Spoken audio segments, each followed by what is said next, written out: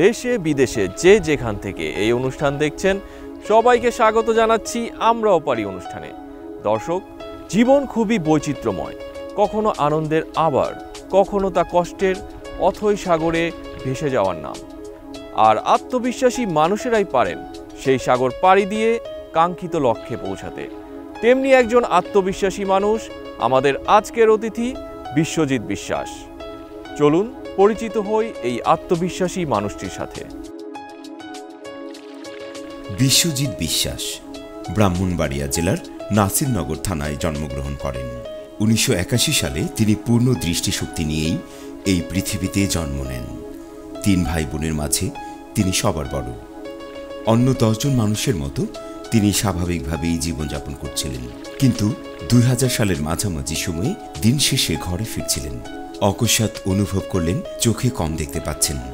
2009 সাল পর্যন্ত দিনের আলোতে দেখতে পেলেও এরপর আর কখনোই তিনি পৃথিবীর আলো দেখতে পাননি।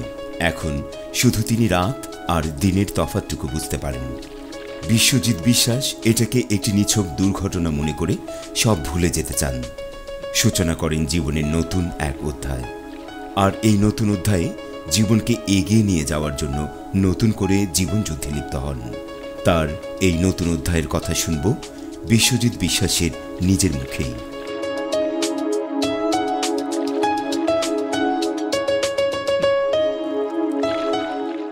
বিশ্বজিৎ বিশ্বাস, আপনাকে স্বাগত জানাচ্ছি আমরাও পারি অনুষ্ঠানে। জীবনের শুরু থেকেই আপনি দৃষ্টিমান ছিলেন, তারুণ্যের একটি পর্যায়ে এসে দৃষ্টিশক্তি হারিয়ে ফেলেন। কিভাবে প্রতিবন্ধিতার শিকার হলেন? 2000 সাল পর্যন্ত আমি সম্পূর্ণ একজন দৃষ্টিমান ব্যক্তি ছিলাম। তো হঠাৎ করে একদিন সন্ধ্যার দিকে আমি আর কিছুই দেখতে পাই না, অন্ধকারে কিছুই দেখতে পাই না, বাট আলোতে দেখতে পাই। তো দিনের বেলা আমি বাইক ড্রাইভিং করতে পারি বা সাইক্লিং করতে পারি, বাট রাতের বেলা আমি কোনো কিছু করতে পারি না অন্ধকারের মধ্যে। তো এই অবস্থাটা আমার যখন হয়ে গেল, তখন আমি বিভিন্ন ডাক্তারের পরামর্শ নেই এবং ওদের ট্রিটমেন্ট গ্রহণ করি, কোনো ইমপ্রুভ হয় না। তো তখন আমি চিন্তা ভাবনা করলাম যে এই ট্রিটমেন্টের জন্য আমি ইন্ডিয়াতে যাব। ইন্ডিয়াতে গেলাম শঙ্কর নেত্রালয়ে ট্রিটমেন্টের জন্য। তো শঙ্কর নেত্রালয়ে বিভিন্ন পরীক্ষা নিরীক্ষা করার পর দেখা গেল যে আমার চোখ ভালো, রেটিনা ভালো। তো রেটিনার সাথে যে নার্ভটা ব্রেনে গেছে, ওই নার্ভটা ড্যামেজ হয়ে গেছে। এই সমস্যাটা যাদের হয় 3টা উপায়ে হয়। একটা হচ্ছে হলো মাথায় যদি বড় ধরনের কোনো আঘাত পায় বা বংশগতভাবে যদি কারো থাকে, বংশে কারো মানুষের যদি এই সমস্যাটা থাকে, সেই ক্ষেত্রে হতে পারে। আর নর্মালি যে কোনো মানুষের যে কোনো সময় এই সমস্যাটা হতে পারে। চেন্নাইয়ের ডাক্তাররা তখন আমাকে বলল যে আপনার কোনো অ্যাক্সিডেন্ট ঘটছে কিনা। তো তখন আমার মনে পড়লো, যখন আমি ক্লাস 5-এ পড়ি, তখন আমার গ্রামের বাড়ির একটা উঁচু গাছে আমি উঠেছিলাম। সো এই গাছ থেকে আমি পড়ে যাই নিচে। তো সেই ক্ষেত্রে আমার 1 ঘন্টার মতো প্রায় কোনো সেন্স ছিল না। তো এই ঘটনাটা আমি ডাক্তারকে বলি। তো ডাক্তাররা আইডেন্টিফাই করলো যে মেবি এই পড়ে যাওয়াটার কারণ থেকে আপনার এই সমস্যা হয়েছে। ডাক্তাররা আমাকে বলল যে আপনার যে সমস্যাটা রেটিনাইটিস পিগমেন্টোসা, এটা কখনো 100% ব্লাইন্ড হয় না। হ্যাঁ, তো বলছে আপনার চোখ ভালো, রেটিনা ভালো, বাট আপনার যে নার্ভটা রেটিনার পিছন থেকে যে নার্ভটা ব্রেনে গেছে, এই নার্ভটা আপনার ইনঅ্যাক্টিভ হয়ে গেছে, যা সার্জারির কোনো ব্যবস্থা এখনও নেই। তো আপনারটা ডে বাই ডে পাওয়ারটা নিষ্ক্রিয় হবে এবং আপনি যদি চান, আপনি কিন্তু অন্য আরেকজনকে চোখ দান করতে পারবেন। আপনার চোখ ভালো, আপনার চোখ দিয়ে আরেকজন দেখতে পারবে। 2000 থেকে 2009 পর্যন্ত আমি এভাবে চলতে থাকি। তো 2009-এর পর থেকে আমি একদম আর কিছুই দেখতে পাই না। একটা মানুষের যে জীবনে 2টা অধ্যায় হতে পারে, সেটা আমার জীবন দিয়ে আমি উপলব্ধি করতে পারলাম। জীবনের একটা সময় আপনি দেখতে পেতেন, বর্তমানে দেখতে পারছেন না। এ দুটি সময়কে আপনি কিভাবে মূল্যায়ন করবেন? আগে দেখে চলাফেরা করতে পারতাম, এখন আমি দেখতে পাই না। আগে দেখে আমি জিনিসটা উপলব্ধি করতে পারতাম, আর এখন আমি না দেখে কানে শুনে জিনিসটা উপলব্ধি করতে পারি। আমার মা কথা বললো, ভাই কথা বললো, বোন কথা বললো, বা বন্ধুরা কথা বললো, বা আমার কলিগরা কথা বললো, সেভাবে আমি ভয়েসের মাধ্যমে এখন আইডেন্টিফাই করি। আগের অধ্যায়টা আমি ভুলে যেতে চাই। এখন যে অবস্থায় আছি সেটাকে আমি কিভাবে সামনের দিকে এগিয়ে নিতে পারি, সেই চেষ্টা আমি করছি। সাদাচুরি ব্যবহারের মাধ্যমে একজন দৃষ্টি প্রতিবন্ধী মানুষ যেভাবে চলাফেরা করে, সেই পদ্ধতিতে আমি এখন চলাফেরা করি। মাধ্যমিক পর্যন্ত আপনি দৃষ্টিমান অবস্থায় লেখাপড়া করেছেন, কিন্তু উচ্চ মাধ্যমিক শেষ করেছেন দৃষ্টিহীন অবস্থায়। এ দুটি পরিস্থিতির সাথে কিভাবে নিজেকে খাপ খাওয়াতে পেরেছেন? উচ্চ মাধ্যমিক পরীক্ষার সময় তো আমি আমার দৃষ্টিশক্তি হারাই, কিন্তু একজন দৃষ্টি প্রতিবন্ধী মানুষ যে না দেখেও পরীক্ষা দিতে পারে এই জিনিসটা টোটালি আমার অজানার ছিল। তো কোনো এক উপায়ে আমি এই জিনিসটা জানি যে দৃষ্টি প্রতিবন্ধী ব্যক্তিরাও পড়াশোনা করতে পারে, পরীক্ষায় অংশগ্রহণ করতে পারে। তো যখন আমি জানলাম তখন আমি এই দৃষ্টি প্রতিবন্ধী ব্যক্তিরা যে ব্রেল পদ্ধতির মাধ্যমে পড়াশোনা করে ওই ব্রেল পদ্ধতিটা আমি শিখি। তারপর কিভাবে পরীক্ষায় অংশগ্রহণ করে সেই প্রসেসটা আমি জানি। তো এই প্রসেসগুলো আমার পার হইতে অনেক কষ্ট হয়েছে, অনেক সাফার করতে হয়েছে, কারণ এইগুলো সম্পর্কে তো আমি আগে কখনোই জানতাম না। পরিবারের মা, বাবা, ভাই, বোন সবাই সরকারি চাকরিজীবী। তিনিও ভালো চাকরি করবেন, জীবনটাকে পরিবারের অন্যদের মতো সাজাবেন, এই প্রত্যাশাই ছিল। পরিবারের অন্যদের মতো চলতে না পারলেও তার জীবন থেমে থাকেনি। চোখের আলো হারালেও মনের আলো দিয়ে জীবনকে এগিয়ে নেয়ার প্রাণান্তকর চেষ্টা চালান।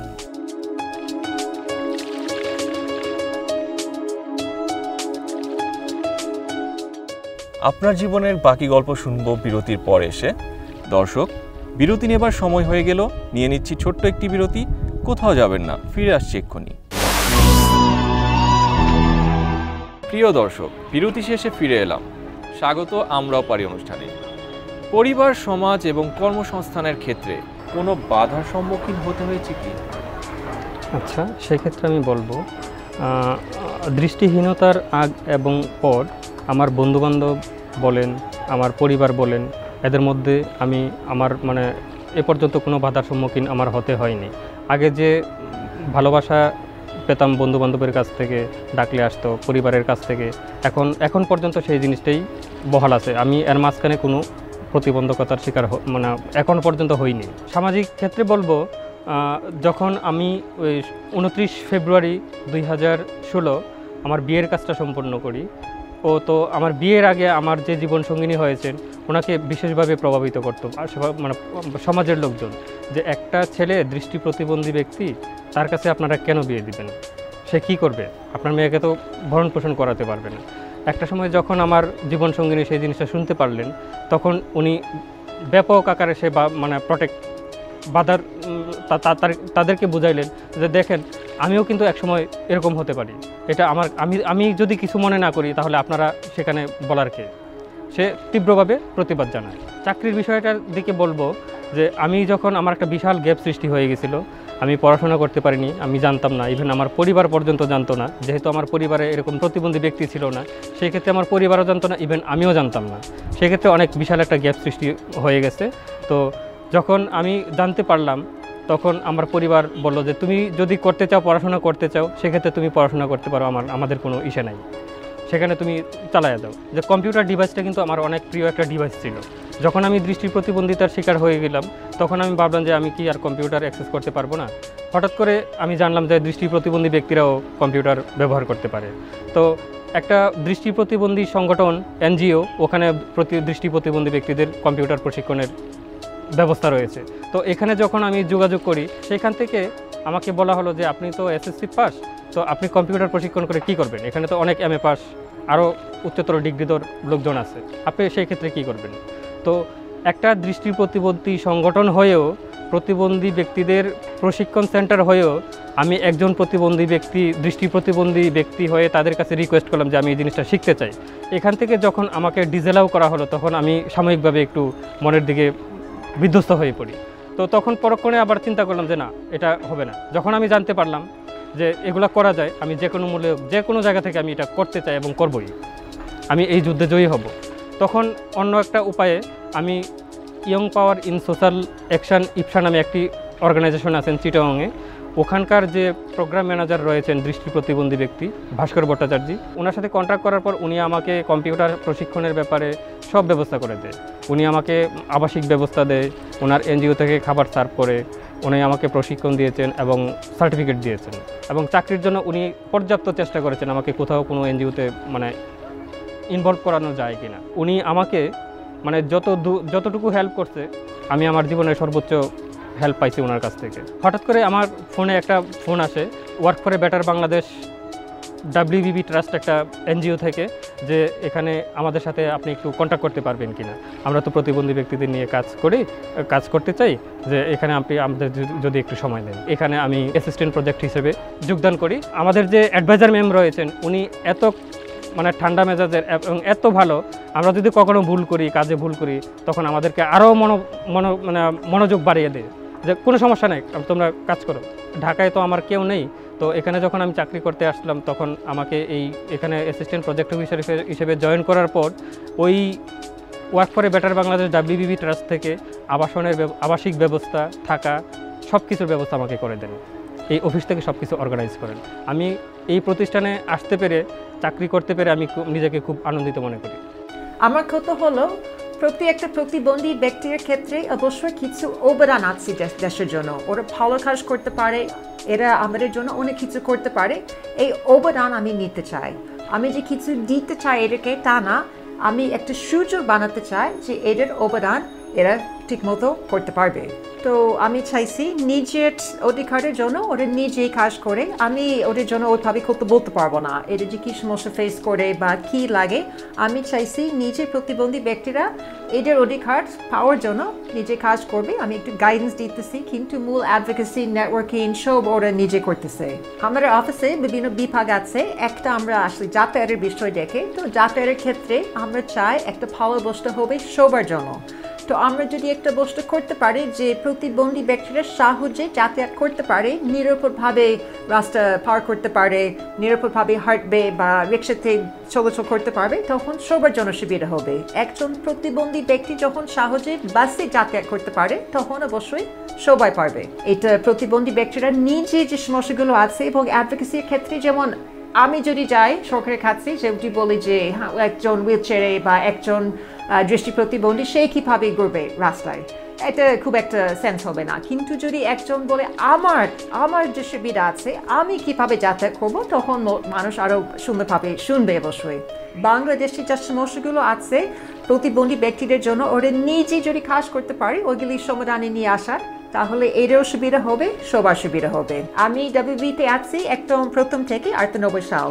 তো একদম প্রথম থেকে আমাদের অনেকগুলো মানুষ হয়েছে অফিসে, এরা অবশ্যই সবাই কিছু বা কিছু অবদান করছে। কিন্তু আমি বলবো সত্যি কথা যে একদম মন দিয়ে আমাকে যা কাজ দিবেন আমি এত চেষ্টা করবো সুন্দরভাবে এই কাজ করার জন্য। বিশ্বজিতের মতো আমি মানুষ পাইনি। বিশ্বজিৎ আমাদের কাছে যতদিন কাজ করতেছে আমি দেখতেছি ওর কাজের গতি বাড়তেছে। আমি চাই বিশ্বজিৎ আমাদের সাথে অনেকদিন কাজ করবে, গতি আরও বাড়বে, দেশের জন্য বড় একটা অবদান করতে পারবে, এটা আমার প্রত্যাশা।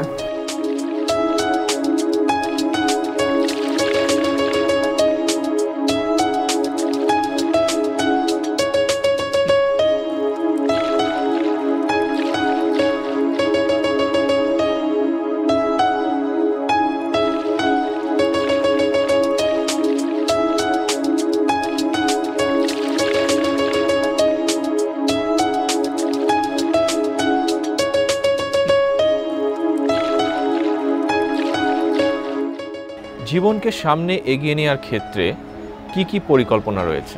আচ্ছা, সেই ক্ষেত্রে আমি বলবো যে আমার জীবন সঙ্গিনী যিনি আছেন উনি আমাকে পূর্ণ স্বাধীনতা দিয়েছেন যে আমি যে কাজ করে স্বাচ্ছন্দ্য বোধ করবো, আমি যে পথে আগাইতে স্বাচ্ছন্দ্য বোধ করবো সেই পথে আগানোর জন্য। তো সেই ক্ষেত্রে আমি বলতে চাই আমি একজন দৃষ্টি প্রতিবন্ধী ব্যক্তি হিসেবে কাজ করছি। তো আমি আমার পরিকল্পনা নিয়েছি যে আমার মতো প্রতিবন্ধী ব্যক্তি যারা রয়েছেন, যে যারা সব জায়গায় প্রবেশ করতে পারে না, অ্যাক্সেস করতে পারে না, সেই জায়গাটাতে আমি কাজ করব। এবং আমার পরিকল্পনা এটা যে সকল গণস্থাপনা, খেলার মাঠ, পার্ক,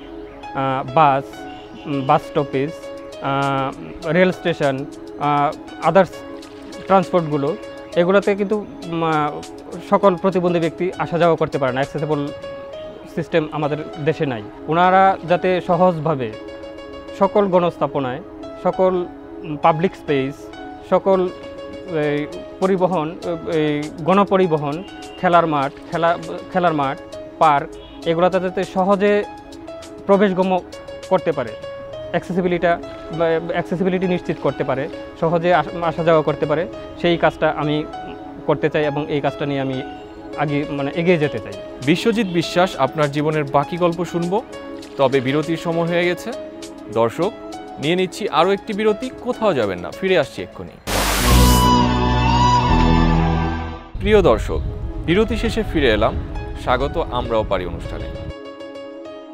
বর্তমানে তিনি কর্মরত আছেন ওয়ার্ক ফর বেটার বাংলাদেশ নামে একটি প্রতিষ্ঠানে। কাজ করছেন প্রতিবন্ধীদের উন্নয়নের জন্যই। অফিসের সবার কাছেই তিনি বেশ প্রিয়। তিনি তার কাজ দিয়ে অফিসের সবার মন জয় করে নিয়েছেন।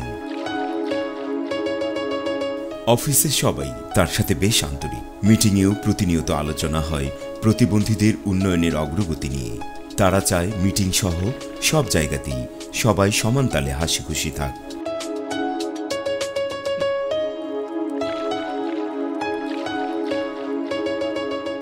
বিশ্বজিৎ বিশ্বাস চোখে না দেখলেও মনের আলো দিয়ে খোঁজেন বিনোদন। সময় সুযোগ পেলে বিভিন্ন অনুষ্ঠানে তবলা বাজান। বর্তমানে আপনি কেমন আছেন? একসময় ভাবতাম দৃষ্টিশক্তি চলে যাওয়ার পর যে আমি হয়তো আর কিছুই করতে পারবো না। তো এখন আমি গ্র্যাজুয়েশন করছি, পাশাপাশি চাকরি করছি। তো আমি বিয়ে শাদী করলাম এবং বাবা হয়েছি।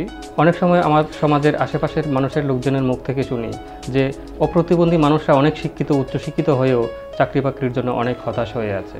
তো এখন আমি একজন প্রতিবন্ধী ব্যক্তি হয়েও আমি এখন চাকরি করি। তো টোটালে আমি দেখা গেছে যে ওদের চাইতে আমি অনেক ভালো আছি। তিনি উচ্চশিক্ষার প্রস্তুতি নিচ্ছেন।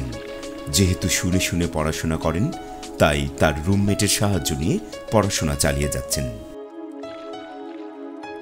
যে সকল প্রতিবন্ধী ব্যক্তি স্বীয় প্রতিবন্ধিতার কারণে কাঙ্ক্ষিত লক্ষ্যে পৌঁছতে পারছে না, তাদের উদ্দেশ্যে আপনার কি পরামর্শ রয়েছে?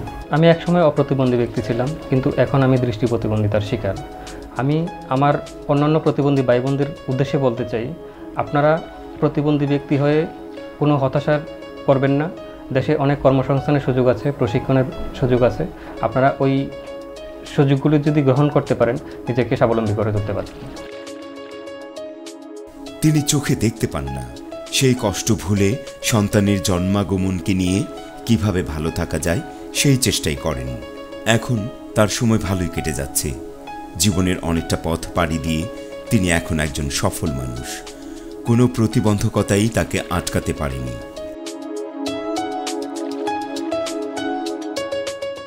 নিজে প্রতিবন্ধী হয়ে অন্য প্রতিবন্ধীদের জন্য কিছু করার চেষ্টায় এগিয়ে যাচ্ছেন প্রতিনিয়ত।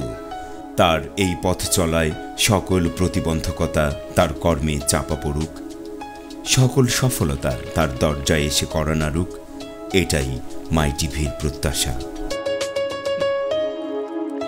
ডিয়ার ভিউয়ার্স, প্রতিবন্ধিতার শিকার যে কেউ যে কোনো সময় যে কোনো কারণেই হতে পারে। তাছাড়া বার্ধক্যে উপনীত হলে স্বাভাবিকভাবেই সবাইকে যে কোনো ধরনের প্রতিবন্ধিতায় আক্রান্ত হতে হয়।